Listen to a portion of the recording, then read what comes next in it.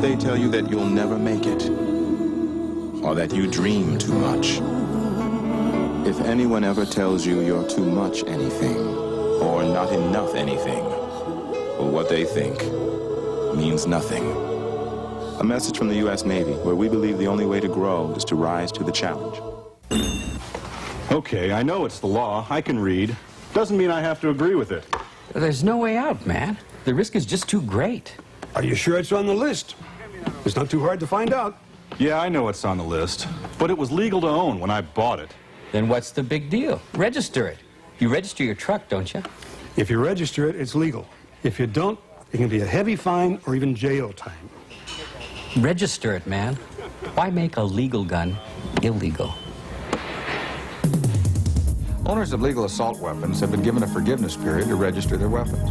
The deadline is March 30th, 1992. Failure to register could mean a heavy fine or even jail time. So register your weapon. Why make a legal gun illegal? Hunters, shooters, plinkers, and others, don't ignore the law. The deadline for registering legal assault weapons is March 30th, 1992. If you have questions, see your local gun dealer or call 1-800-499-GUNS. When he needed help, Easter Seals was there. When she felt alone, Easter Seals was there. For 75 years, the Easter Seals Society has had one mission: to help people with disabilities achieve independence. With each person comes a story, and to celebrate the special 75th anniversary, Easter Seals wants to hear your story. Call 1-800-STORIES by voice or TDD. Your call could make history.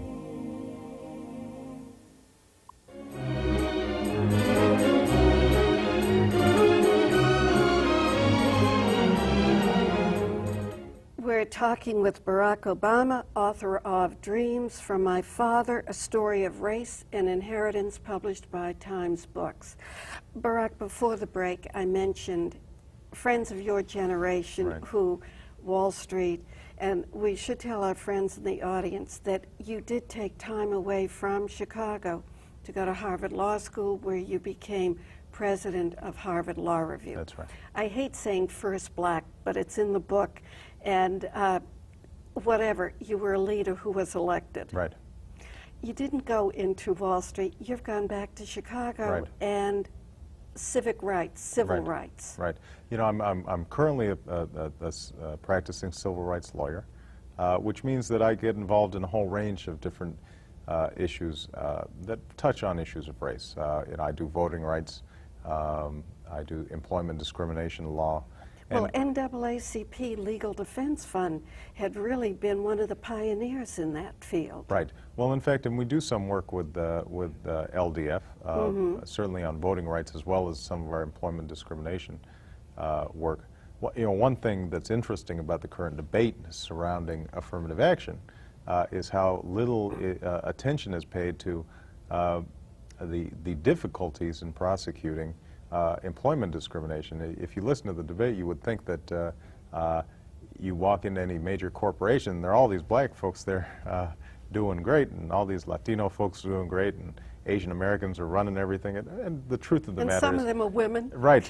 And the truth is, if you walk into these offices, that's not the case, and it's extraordinarily hard to bring employment discrimination suits just because generally, public interest firms are outmanned, outgunned in terms of the money and lawyers that can be devoted to these cases. And the judiciary these days is not very sympathetic to the cause of civil rights. And so as a consequence, part of the reason I think that I wrote the book and included those chapters you mentioned on community organizing is that progress is probably not going to come through the courts these days. We're not going to see a Brown versus Board of Education type of decision anytime soon. What we're going to have to do is to sort of work at the grassroots level and the community level, and also rediscover some sense of mutual responsibility between black and white America if we're going to make progress into the 21st century. Isn't that wishful thinking? Because until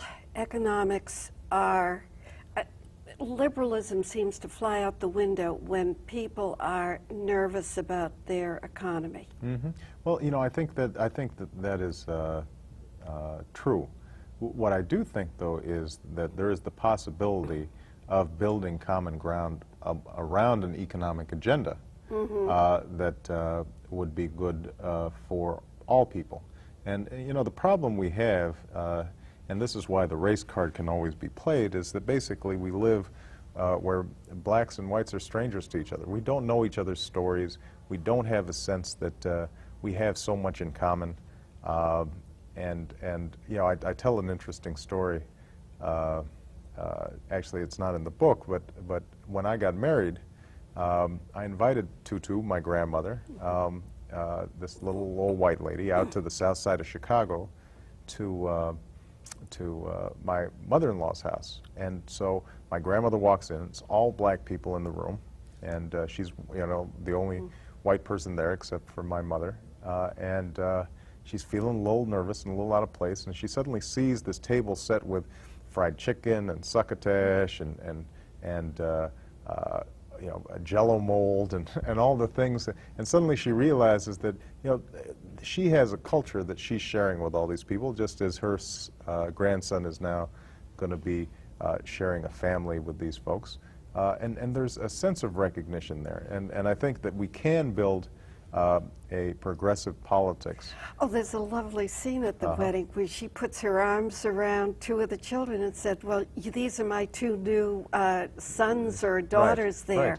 And that's exactly right. And so, you know, when I see the progress that's made in my family in terms of understanding, in terms of a spirit of communion, then I think that the country can achieve that too. But I think you're right that at times of economic scarcity, generally the politicians in this country right now want to look for scapegoats, want to organize around race as opposed to around principle and around values.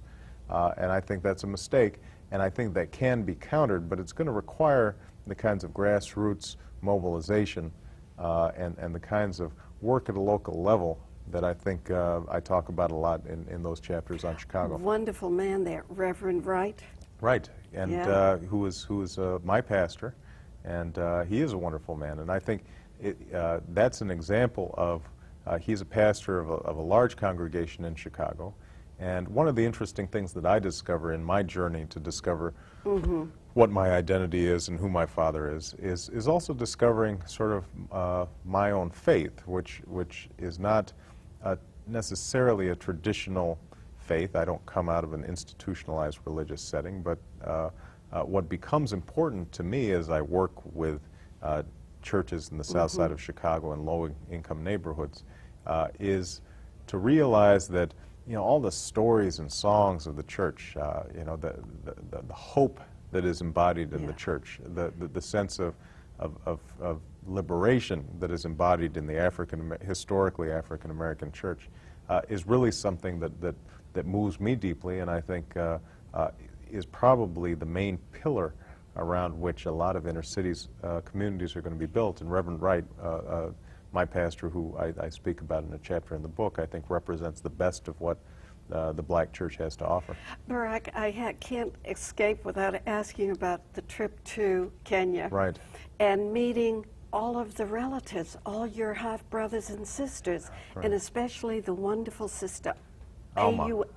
Alma, right, who comes to visit you from having been studying in Germany, and really is like you're taking you into the dark of explaining your father to you. Well, that's right. She's a wonderful sister and a wonderful character, I hope, in the book. I hope she comes across that way. She and I first make contact when she finally visits me in Chicago, and she basically tells me the real story of what happened to my father after he left us, and sort of punctures some of the myths that I've been carrying around about him. And I realized that he had a tough time and that he went through the same struggles as I did. And I think it was that meeting with her that then opens the door and allows me to return to Kenya and finally fully embrace that side of my family and to understand what even your older that country is brother. About. My older brother, Roy, who we now call Abongo, he's reasserted his heritage. But both of them teach me about family and teach me what it means to be a part of the African family. And even the African family, and we talk about America and economics, Right. they were too the sort of the problems over your father's inheritance. Right. It is interesting how when the dollar comes in, love can sometimes fly out. Well, I think that's right. And one of the things that I learned by going back to Kenya and learning the story of my father and grandfather is that we can't look at Africa through rose-tinted glasses. I mean, I think that there is good and bad in Africa. There's good and bad in black folks, just like there's good and bad in white folks. And what that does then is it gives us a responsibility. We have to choose what inheritance we want. Is it an inheritance of money or is it an inheritance of values? And I guess I end up opting for the latter. And I look forward to speaking with you many more times, Barack. I had a wonderful time. This is only the beginning. Will you autograph my I will be book? happy to.